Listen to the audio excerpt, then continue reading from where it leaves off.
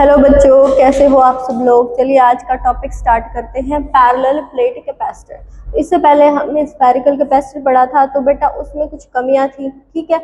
उन कमियों को दूर करेगा अपने पास पैरेलल प्लेट कैपेसिटर, ठीक है। तो सबसे पहले चलो पैरेलल प्लेट कैपेसिटर के बारे में बात करते हैं। तो पैरेलल प्लेट, इसके नाम से ही पता चल रहा है, हम अपने पास दो प्लेट लेंगे जिनका प्लेट एरिया दोनों का सेम होना चाहिए। अगर इसका एरिया A1 है, इसका एरिया A2 है, तो दोनों का एरिया है वो मस्ट बी इक्वल होना चाहिए। दूसरी बात, इन दोनों के बीच की जो सेपरेशन है, अगर वो D है तो D should be very small, ठीक है।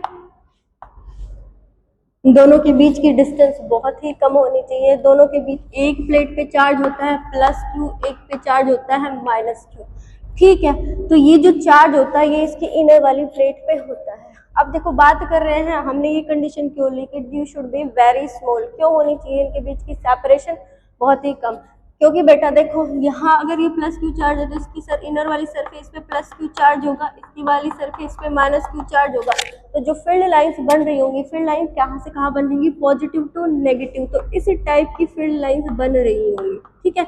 ये जो फील्ड लाइंस है, अगर हम ये सेपरेशन इनकी ज्यादा ले लेंगे तो क्या हो जाएगा, फील्ड लाइन ऐसे स्ट्रेट नहीं बनेगी और जो फील्ड है बीच में यूनिफॉर्म नहीं आएगी। तो हम चाहते हैं इनके बीच में यूनिफॉर्म फील्ड रहे, तो हम सेपरेशन बहुत ही कम रखते हैं, ठीक है। अब बात आती है इसको बनाते कैसे हैं, ठीक है। तो हमने जैसे मान लिया अपने पास ये एक प्लेट है, दूसरी प्लेट है, ठीक है। इस पे चार्ज हमने मान लिया +2Q चार्ज है, इस पे चार्ज मान लिया हमने +4Q चार्ज है, ठीक है। तो दोनों जो प्लेट है अगर पास पास होंगे तो क्या होगा, इनके बीच में इंडक्शन होगा। इंडक्शन होगा तो आउटर प्लेट पे चार्ज कितना आता है, ∑Q/2। यहाँ पर भी कितना आएगा, ∑Q/2। यहाँ पे टोटल चार्ज कितना है, +2Q + 4/2, यानी आउटर प्लेट पे जो चार्ज आने वाला है इस वाली प्लेट पे, तो वो चार्ज आएगा +3Q। इसी तरह यहाँ का जो चार्ज होगा वो कितना होगा, +3Q, ठीक है। अब देखो इन प्लेट्स को हमने इनकी कोई अर्थिंग नहीं करवाई है, तो चार्ज क्या रहेगा, कंजर्व। तो अगर इस प्लेट पर चार्ज +3Q है, टोटल चार्ज कितना होना चाहिए इस पे, 2Q। तो इस इनर वाली सरफेस पे जो चार्ज आएगा वो आएगा -Q चार्ज आएगा, ठीक है। क्यों आएगा, क्योंकि चार्ज है वो क्या होना चाहिए, कंजर्व होना चाहिए। तो अगर दोनों इस पे आउटर पे +3Q, इनर पे कितना है -Q, टोटल चार्ज +2Q, ठीक है। ऐसे ही अगर जो इंडक्शन होता है उसपे अगर एक प्लेट पे -Q चार्ज है तो इधर वाले पे कैसा आएगा, +Q चार्ज आ जाएगा, ठीक है। अगर इसकी चार्ज कंजर्वेशन की बात करें तो इधर +Q चार्ज, इधर +3Q चार्ज, टोटल चार्ज कितना बना अपने पास, 4Q चार्ज, ठीक है। तो बेटा इस चार्ज की वजह से यहाँ पर अपने पास, अगर यहाँ पर बात करें, यहाँ पर अपने पास इलेक्ट्रिक फील्ड लाइंस बनाए तो इलेक्ट्रिक फील्ड लाइन कैसे बनेंगी, इस चार्ज की वजह से। यहाँ आउटर सरफेस पे कैसा है, पॉजिटिव चार्ज है, तो इलेक्ट्रिक फील्ड लाइंस कुछ इस तरह से बनेगी, अवे फ्रॉम द चार्ज, ठीक है। यहाँ पर देखो प्लेट्स के बीच में फील्ड किस डायरेक्शन में होगा, पॉजिटिव टू नेगेटिव, तो फील्ड लाइन कुछ इस तरह से होगी, ठीक है। इधर इलेक्ट्रिक फील्ड लाइंस कुछ इस तरह से होंगी। बाहर इसकी आउटर सरफेस पे चार्ज कैसा है, प्लस चार्ज है, तो फील्ड लाइन क्या रहेंगी, अवे रहेंगी। तो क्या होगा, यहाँ पर भी देखो जो फील्ड लाइन है वो हर जगह बिखरी पड़ी है। तो इसका मतलब क्या है, जो कैपेसिटेंस है वो यहाँ पर भी कुछ आएगा, यहाँ पर भी आएगा और यहाँ पर भी आएगा, जो कि हम ऐसा नहीं चाहते। क्यों नहीं चाहते, हम नहीं चाहते कैपेसिटेंस हर जगह बिखरा हुआ। हम चाहते हैं कि जो भी कैपेसिटेंस आए वो उनके बीच का आए, जो भी एनर्जी रहे उनके बीच में रहे, ना कि एनर्जी फैली रहे, ठीक है। तो उसके लिए क्या करते हैं, हम यहाँ की एक प्लेट की अर्थिंग कर देते हैं। अर्थिंग करने से तो बच्चों आप जानते ही हो अर्थिंग करने से होता क्या है। अर्थिंग करने से यहाँ का पोटेंशियल क्या हो जाएगा, B at the outer surface कितना हो जाएगा, 0 हो जाएगा। 0 होने के बाद क्या होगा, यहाँ का जो आउटर प्लेट का जो चार्ज है वो भी क्या हो जाएगा, 0। तो मतलब यहाँ का चार्ज भी 0 और यहाँ का चार्ज भी 0। तो इसके बाद अपने पास जो फाइनल डायग्राम बनेगा वो कुछ इस तरह से बनेगा। ये अपने पास एक प्लेट, ये अपने पास दूसरी प्लेट, यहाँ का आउटर सरफेस का चार्ज 0 हो जाएगा। यहाँ अर्थिंग के बाद यहाँ का भी चार्ज क्या रहेगा, 0 हो जाएगा। इस इनर वाले सरफेस पे चार्ज कैसा रहेगा, -Q चार्ज है तो -Q ही रहेगा, ठीक है। और यहाँ का चार्ज कैसा रहेगा, +Q है तो +Q ही चार्ज रहेगा। अब देखो जो इलेक्ट्रिक फील्ड लाइंस है वो किधर से किधर होंगी, प्लस टू माइनस। हमें जो एनर्जी है वो कहाँ कहाँ कहाँ पर मिल रही है, सिर्फ इसके बीच में। तो इस तरह से बनाते हैं हम पैरेलल प्लेट कैपेसिटर। ठीक है, तो अगर हम बात करें इसकी potential difference between the plate,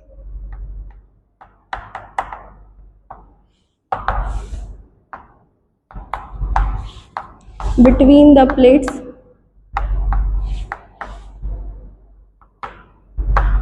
ठीक है, पोटेंशियल डिफरेंस कितना रहेगा दोनों प्लेट्स के बीच का। तो देखो हमें पता है, ये हम मान लेते हैं एक प्लेट, ये मान लेते हैं दूसरी प्लेट। एक पे चार्ज कितना है प्लस क्यू, एक पे कितना है माइनस क्यू। बेटा देखो जरूरी नहीं है कि इन पे चार्ज हो इक्वल एंड ऑपोजिट हो, चार्ज इनमें अनइक्वल भी हो सकता है, हम उसके बारे में बाद में बात करेंगे। अभी के लिए तुम इतना मान लो कि दोनों प्लेट्स पे चार्ज क्या है, एक पे प्लस है एक पे माइनस है। ठीक है, उसकी एक प्लेट की हमने अर्थिंग करवाई है, उसके बाद क्या होगा, इस प्लेट पे प्लस क्यू, इस प्लेट पे माइनस क्यू। हमें क्या चाहिए, इन दोनों के बीच की सेपरेशन डी मान लेते हैं, एरिया क्या मान लेते हैं, ए मान लेते हैं। ठीक है, प्लेट एरिया दोनों का सेम रहेगा। हमें क्या चाहिए, दोनों के बीच का पोटेंशियल डिफरेंस। तो हम इस एक पॉइंट को ए ले लेते हैं, एक पॉइंट को बी ले लेते हैं, हमें इन दो पॉइंट्स के बीच का पोटेंशियल डिफरेंस चाहिए। तो बेटा हमें पता है एक फॉर्मूला, पिछले चैप्टर में आप लोगों ने पढ़ा होगा कि E इज इक्वल टू क्या होता है, माइनस dV बाई dr आता है। ठीक है, यानी यहाँ से अगर हम माइनस dV निकाले तो minus dV is equal to कितना आ जाएगा, E डॉट dr। ये तो अपने पास स्मॉल पोटेंशियल डिफरेंस आया, तो इसके लिए क्या करेंगे, हम पूरे के लिए इंटीग्रेट कर देंगे इसको, minus dV is equal to E integration E dot dr। अब कहाँ से कहाँ तक हमें इंटीग्रेशन, कहाँ से कहाँ तक हमें पोटेंशियल डिफरेंस चाहिए, हमें चाहिए भाई यहाँ इस प्लेट और इस प्लेट का बीच का। तो इंटीग्रेट कहाँ से कहाँ तक करेंगे हम, VA से लेके VB तक हम इंटीग्रेट कर देंगे। अब यहाँ की बात देखो, हमें इलेक्ट्रिक फील्ड, हमें इनके बीच का ही चाहिए, तो फील्ड भी हमें इनके बीच का ही चाहिए। तो अगर हम यहाँ से इलेक्ट्रिक फील्ड को कहाँ से कहाँ तक इंटीग्रेट करेंगे, हम कर देंगे 0 से लेके D तक, क्योंकि हमें सिर्फ इन्हीं के बीच का क्या चाहिए, इलेक्ट्रिक फील्ड चाहिए। ठीक है, तो अगर हम बात करें इसकी, तो इसके बाद क्या आ जाएगा, हम अपने पास dV का इंटीग्रेशन क्या हो जाएगा, V आ जाएगा अपने पास, VA से लेके VB तक is equal to electric field कितना होगा। अब इलेक्ट्रिक फील्ड की बात करें तो यहाँ पे बात कर लेते हैं। देखो ये वाली प्लेट कैसी है, नेगेटिव प्लेट है, ये वाली प्लेट कैसी है, पॉजिटिव। तो अगर इस प्लेट की वजह से फील्ड की बात करें, किसी इस पॉइंट पर अगर हमें फील्ड, इलेक्ट्रिक फील्ड चाहिए, तो क्या हो जाएगा, नेगेटिव की वजह से किधर होएगा, टुवर्ड्स, ये मैंने मान लिया E1। और इस पॉजिटिव की वजह से भी क्या रहेगा, इस पॉजिटिव की वजह से क्या रहता है, हमेशा अवे रहता है। तो यहाँ पर क्या आ जाएगा, फिर E2, दोनों की डायरेक्शन सेम रहेगी। तो अपने पास अगर E नेट की बात करें, नेट इलेक्ट्रिक फील्ड कितना आ जाएगा, E1 प्लस E2। ठीक है, तो मेरे को एक बात बताओ, अपने एक प्लेट की वजह से, कंडक्टिंग प्लेट की वजह से किसी भी पॉइंट पर इलेक्ट्रिक फील्ड कितना आता है, उसकी वैल्यू होती है सिग्मा अपॉन 2 एप्सिलॉन नॉट। ये भी इतना ही रहेगा, दोनों सेम होते हैं। तो अब सॉरी अगर ये दिख नहीं रहा तो मैं थोड़ा इसको आगे कर देती हूँ, इधर ये शायद विजिबल नहीं रहेगा कैमरे में, तो मैं एक मिनट, ये विजिबल है क्या, ओके। तो यहाँ से शुरू कर देते हैं। तो E नेट की वैल्यू अपने पास क्या आ जाएगी, E1 प्लस E2। ठीक है, तो E1 की वैल्यू कितनी थी, sigma upon 2 epsilon not plus sigma upon 2 epsilon not. ये वैल्यू अपने पास कितनी आ चुकी है, सिग्मा अपॉन एप्सिलॉन नॉट। यानी अपने पास प्लेट्स के बीच का जो नेट इलेक्ट्रिक फील्ड आया है वो कितना आया है, सिग्मा अपॉन एप्सिलॉन नॉट। बेटा एक बार इसको नोट कर लो, फिर मैं इसको रब करने वाली हूँ। ठीक है, या फिर उधर विजिबल है तो उधर लिख देती हूँ। ठीक है, तो इलेक्ट्रिक फील्ड की वैल्यू आ चुकी है। अपने पास क्या होता है, अपने पास ये था, ठीक है, कहाँ, चलो ये आ गया ना, ठीक है, यहाँ से लिख लेते हैं। तो माइनस यहाँ से V की वैल्यू, अच्छा ओके ओके, ये लिखना था ना, ठीक है, is equal to E dot dr। यहाँ से कहाँ तक इंटीग्रेट कर रहे थे, हम कर रहे थे अपने पास 0 से लेके D तक। इलेक्ट्रिक फील्ड की हम यहाँ पर वैल्यू रख लेते हैं कितना, सिग्मा अपॉन एप्सिलॉन नॉट आ चुकी है। ठीक है, तो भाई अपने पास यहाँ अगर ये लिमिट रखेंगे तो क्या हो जाएगा, माइनस VB माइनस VA किसके इक्वल आ जाएगा, अपने पास आ जाएगा। सिग्मा की वैल्यू रख लेंगे हम बाद में, अभी के लिए इतना ही ठीक है। dr का सिग्मा अपॉन एप्सिलॉन यहीं रख लेते हैं। dr का इंटीग्रेशन क्या हो जाएगा, r आ जाएगा। यहाँ पर हम लिमिट रख देंगे 0 से लेके D तक। ठीक है। यहाँ से अगर हम इसको अंदर मल्टीप्लाई कर दें माइनस को, तो अपने पास कितना आ जाएगा, VA माइनस VB की जो वैल्यू आ जाएगी वो कितनी आ जाएगी। और इसमें भी अगर हम अपर लिमिट और लोअर लिमिट रखेंगे तो D रखेंगे, एक बार D माइनस 0 रखेंगे तो अपने पास जो फाइनल आंसर आएगा वो उसकी वैल्यू आ जाएगी D। ये आ जाएगा अपने पास potential difference between the plate. ठीक है, अगर जिसको स्क्रीनशॉट लेना है तो एक बार ले लो बेटा। ठीक है, इसके बाद मैं इसको रब करने वाली हूँ, तो अपने पास पोटेंशियल डिफरेंस आ चुका है। ठीक है,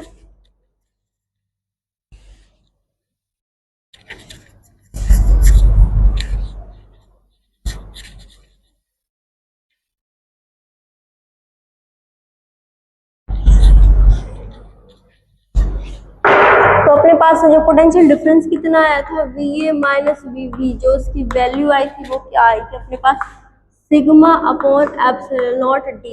ये वैल्यू, ये होता है potential difference between the two plates of the capacitor. ठीक है, पैरेलल प्लेट कैपेसिटर। ठीक है, अगर हम कैपेसिटेंस निकालना चाहिए, कैपेसिटेंस ऑफ, इसको मैं ऐसे लिख देती हूँ, पैरेलल प्लेट कैपेसिटर। ठीक है, अब हम निकाल रहे हैं कैपेसिटेंस। तो हमें पता है अपने पास जो कैपेसिटेंस की जो वैल्यू होती है वो C किसके इक्वल आता है, Q divide by potential difference between the plates. ठीक है, तो यहाँ पे अपने पास कितना पोटेंशियल डिफरेंस आया था, VA माइनस VB। अभी हमने VA माइनस VB की वैल्यू निकाली थी, वो कितनी होती है, Q by VA minus VB की जगह हम क्या रख देंगे, sigma D by epsilon not. यहाँ से अगर हम सिग्मा की वैल्यू रखना चाहें तो सिग्मा की वैल्यू कितनी होगी, ये एप्सिलॉन नॉट ऊपर चला जाएगा। सिग्मा की वैल्यू क्या होती है, सिग्मा होता है अपने पास सरफेस चार्ज डेंसिटी, तो यानी चार्ज पर यूनिट एरिया। तो यानी चार्ज Q मान लेते हैं एक भी प्लेट पर, दूसरा हम मान लेते हैं उसका एरिया A है D। एरिया यहाँ से Q कैंसिल, एरिया ऊपर चला जाएगा। तो इसके बाद अपने पास जो C की जो वैल्यू आएगी वो आएगी epsilon not A divide by D। ये आ जाएगा कैपेसिटेंस। यहाँ से बेटा आप लोगों को दिख रहा होगा जो C है यानी कैपेसिटेंस है ऑफ पैरेलल प्लेट कैपेसिटर, वो डायरेक्टली प्रोपोर्शनल है किसके, एरिया के। इसका मतलब क्या हुआ, अगर हम area of the plate increase करेंगे, इसका मतलब क्या है कि कैपेसिटेंस है वो भी क्या हो जाएगा, इंक्रीज हो जाएगा। दूसरी बात, अगर हम यहाँ पर सेपरेशन को क्या करें, इंक्रीज करें, ठीक है, सॉरी ये 1 बाई इसके इनवर्सली प्रोपोर्शनल है। ठीक है, यहाँ से कैपेसिटेंस किसके इक्वल है, सेपरेशन बिटवीन द प्लेट्स के इनवर्सली प्रोपोर्शनल है। यहाँ से हमें क्या पता चल रहा है, अगर हम सेपरेशन को इंक्रीज करेंगे तो जो कैपेसिटेंस है वो क्या हो जाएगा, डिक्रीज हो जाएगा। ठीक है, इसके बाद हमें यहाँ से एक चीज और दिख रही है, जो कैपेसिटेंस है वो परमिटिविटी ऑफ द मीडियम के भी डायरेक्टली प्रोपोर्शनल है। ठीक है, ये क्या एप्सिलॉन नॉट क्या होती है, permittivity of the free space. अगर हमने प्लेट्स के बीच में, अगर हमने इस प्लेट्स के बीच में अगर कोई मीडियम डाल दिया तो उसकी वजह से फ्री स्पेस का कैपेसिटेंस कितना होगा, इतना। ठीक है, जब इनके बीच में कोई भी मीडियम नहीं है, ओनली फ्री स्पेस है, तो कैपेसिटेंस इतना आएगा। अगर हमने कोई मीडियम डाल दिया है तो कैपेसिटेंस कितना, उसका कैपेसिटेंस चेंज हो जाएगा, वो मीडियम की परमिटिविटी वहां पर लिखनी पड़ेगी। तो इसका मतलब क्या है, इसका मतलब ये है, ये जो कैपेसिटेंस है वो किस पे डिपेंड करता है, परमिटिविटी ऑफ मीडियम, मीडियम की परमिटिविटी पर भी डिपेंड कर रहा है। ठीक है, तो बेटा अब इसके बाद अगर हम लिखते हैं, if the capacitor is filled with medium। अब हम देखेंगे बेटा, अगर फ्री स्पेस में तो कैपेसिटेंस ऐसा आ रहा था, ठीक है, इतना आ रहा था। अगर हमने मीडियम किसी, मतलब इन प्लेट्स के बीच में, इन प्लेट्स के बीच में अगर हमने कोई मीडियम डाल दिया तो उससे कैपेसिटेंस क्या होगा, इंक्रीज होगा, डिक्रीज होगा, या क्या होगा। ठीक है, तो मान लिया हमने कोई डाल दिया इसके बीच का, कोई मीडियम डाल दिया, ठीक है, कोई भी मीडियम, वाटर डाल दो और भी कुछ भी डाल सकते हो। ठीक है, इस पे चार्ज हम मान लेते हैं प्लस Q, इस पे चार्ज मान लेते हैं माइनस Q। ये जो प्लस माइनस Q चार्ज है ये इनर प्लेट पर ही हम काउंट करते हैं। ठीक है, बाहर चार्ज जीरो होता है। क्यों? बाहर क्या कराई जाती है? इसकी अर्थिंग, ये जो हम दिखाते नहीं है, बाकी क्या होता है अर्थिंग हमने यहाँ पर कर रखी है। ठीक है, तो मीडियम में पे कैसे डिपेंड करेगा? हमें पता है अगर हमने मीडियम नहीं डाला था तो अगर हम बात करें ओल्ड कैपेसिटेंस कितना होगा विदाउट मीडियम, वो होगा epsilon naught A by D. ठीक है, अब मीडियम डालने के बाद क्या होगा? मीडियम डालने के बाद की बात करते हैं। हमने सुना है मीडियम का एक डाइलेक्ट्रिक कांस्टेंट होता है, डाइलेक्ट्रिक कांस्टेंट ऑफ मीडियम क्या होता है? उसको हम ऐसे के से रिप्रेजेंट करते हैं। वो किसके इक्वल होता है? वो इक्वल होता है अपने पास epsilon M divided by epsilon naught. यानी अगर हमें मीडियम की परमिटिविटी निकालनी है तो वो किसके इक्वल हो जाएगी? के इंटू एप्सिलॉन नॉट। ठीक है, तो मीडियम की परमिटिविटी कितनी हो जाएगी? के इंटू एप्सिलॉन नॉट। ठीक है, यहाँ पर हम रख सकते हैं भाई, यहाँ पर हम अब रख देंगे अपने पास सी न्यू कितना आ जाएगा? न्यू कैपेसिटेंस कितना आ जाएगा भैया? न्यू कैपेसिटेंस आ चुका है। अब हमने यहाँ पर जब फ्री स्पेस था तो हमने क्या रखा था? Permittivity of the free space. अब अगर हमने मीडियम डाल दिया तो हमने मीडियम की परमिटिविटी रखनी पड़ेगी। ठीक है, तो यहाँ से हम रख देंगे E M A divide by D. ठीक है, यहाँ से अपने पास सी न्यू कितना आ जाएगा? सी न्यू की वैल्यू आ जाएगी, अभी हमने निकाला एप्सिलॉन एम की वैल्यू कितनी होती है? के इंटू एप्सिलॉन नॉट। तो यहाँ से के into epsilon not divide by D ऊपर ए। ठीक है, ये अपने पास क्या होता है? ये विजिबल नहीं होगा शायद। ठीक है, तो मैं इसको थोड़ा ऊपर लिख देती हूँ। यहाँ से मैं लिख रही हूँ सी न्यू किसके इक्वल आ जाएगा? सी न्यू अपने पास कितना आ जाएगा? Epsilon M A divide by D. Epsilon M की वैल्यू रख देते हैं। एप्सिलॉन एम की वैल्यू क्या आई थी? के into epsilon not divide by D. यहाँ से अपने पास ये तो ओल्ड वाला ही बन रहा है, यहाँ से हम सी न्यू की वैल्यू कितनी आ जाएगी? ये आ जाएगी के इंटू सी ओल्ड। तो यहाँ से हमें क्या पता चल रहा है? यहाँ से हमें ये नहीं दिख रहा है।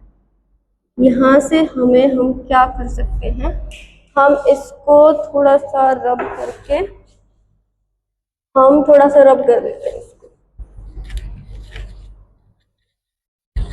एक मिनट, वो थोड़ा विजिबल नहीं होगा उसकी वजह से। ठीक है,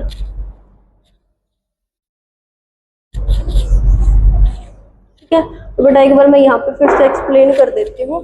तो अपने पास जो सी न्यू होगा तो सी न्यू किसके इक्वल आएगा? अपने पास epsilon M into D divide epsilon naught A M divide by D. ठीक है, ये आएगा। यहाँ से अपने पास ए एम एप्सिलॉन एम की जो वैल्यू आ रही थी वो आ रही थी अपने पास के इंटू एप्सिलॉन नॉट। ये वैल्यू हम यहाँ पे पुट करेंगे तो सी जो नया कैपेसिटेंस होगा वो अपने पास कितना आ जाएगा? ये वैल्यू यहाँ पर पुट करेंगे तो ये आ जाएगा epsilon naught A divide by D. ये तो अपने पास पुराना ही कैपेसिटेंस था, तो यहाँ से हम सी न्यू को कैसे लिख सकते हैं? हम ऐसे लिख सकते हैं सी ओल्ड। ठीक है, इसका मतलब क्या हुआ? इसका मतलब ये हुआ कि जो अपने पास कैपेसिटेंस है वो ये क्या बोलते हैं इसको?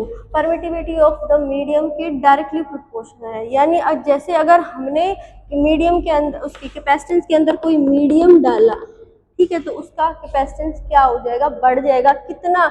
मीडियम की परमिटिविटी के उसके डाइलेक्ट्रिक कांस्टेंट के टाइम्स। ठीक है, तो जैसे अपने पास ये डाइलेक्ट्रिक कांस्टेंट अगर वाटर का माने तो वाटर का डाइलेक्ट्रिक कांस्टेंट होता है वो होता है अपने पास लगभग 80 के आसपास होता है।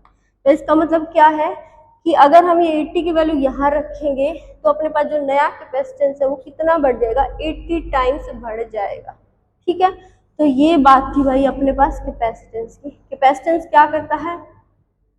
प्रोपोर्शनल होता है किसके? डाइलेक्ट्रिक कांस्टेंट के। डाइलेक्ट्रिक कांस्टेंट है वो कैपेसिटेंस है वो बढ़ जाएगा। किसका? अगर हमने प्लेट्स के अंदर कोई मीडियम डाला है तो। ठीक है,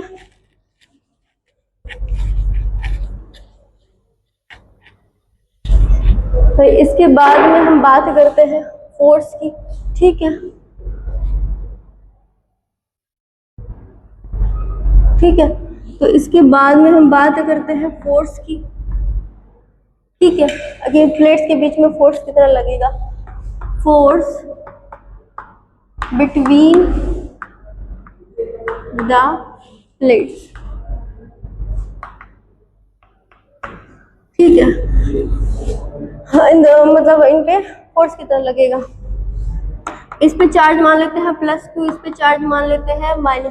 ठीक है, तो फोर्स की बात करें तो अपने पास ये इनर सरफेस पे है, एक पे +q है, एक पे -q है, तो दोनों प्लेट्स है वो क्या कर रही होंगी, इंटरेक्ट कर रही होंगी। कैसे एक दूसरे को अट्रैक्ट कर रही होंगी, क्योंकि दोनों प्लेट्स पर कैसा चार्ज है, ऑपोजिट चार्ज है, तो ऑपोजिट चार्ज क्या करता है, अट्रैक्ट करता है। ठीक है, तो हम मान लेते हैं ये वाली प्लेट पे फोर्स किधर लग रहा होगा, ये वाली प्लेट पे फोर्स लग रहा होगा इस डायरेक्शन में। क्यों, क्योंकि ये वाली प्लेट इसको क्या कर रही होगी, अट्रैक्ट कर रही होगी। इस वाली प्लेट पे कैसे किधर फोर्स लग रहा होगा, ये वाली प्लेट है वो क्या कर रही होगी, इस पे अट्रैक्ट कर रही होगी। तो अगर हम फोर्स की बात करें, यहाँ पर जो फोर्स है किसी एक प्लेट पर फोर्स की बात करें तो वो कितना होएगा। अगर इस प्लेट की बात करें तो जो फोर्स आता है वो क्या होता है, इलेक्ट्रोस्टैटिक फोर्स Q × E आता है ना। तो यहाँ से अगर हम बात करें चार्ज इस प्लेट पे अगर फोर्स की बात करें तो चार्ज कितना है, -q चार्ज है। इलेक्ट्रिक फील्ड की वैल्यू कितनी होती है, ये किसके है, ये इसके इलेक्ट्रिक फील्ड में है, तो कितना इलेक्ट्रिक फील्ड हो जाएगा, σ/2 ε0। यहाँ पे सिग्मा की वैल्यू हमें पता है क्या होती है, Q/A। तो अपने पास फोर्स कितना हो जाएगा, -q / 2 ε0A। यहाँ से अपने पास जो फोर्स की जो वैल्यू आ रही है वो कितनी आ जाएगी, हो जाएगी -q² / 2 ε0A। ठीक है, ये नेगेटिव साइन क्या रिप्रेजेंट कर रहा है, नेगेटिव साइन रिप्रेजेंट कर रहा है कि भाई इन दोनों के बीच में ये फोर्स है, ये अट्रैक्टिव है। क्या रिप्रेजेंट करता है कि जो फोर्स है वो कैसा है, अट्रैक्टिव है। ठीक है, तो भैया आज के लिए यहाँ तक ही, इसके बाद हम कल कर लेंगे।